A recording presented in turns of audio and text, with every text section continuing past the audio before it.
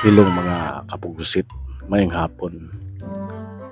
Natingala lang ko ba kay sa panahon ni Tatay Digong sa una,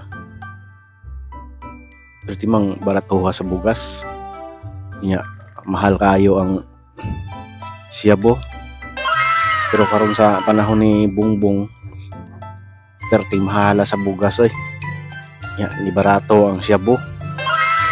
Ang resulta karon pinaghanap po ni mga rapist o ganing mga nagapamatay og mga tao o ganay kalainan ni Bongbong Marcos ug ni Tatay Digong sa una ba. Dako gyud og kalainan kay ni mahal mahino ng bugas, ni barato ang siyabo sa panahon ni PBBM. Muna may ingon ako pati yung pugsita ni style ni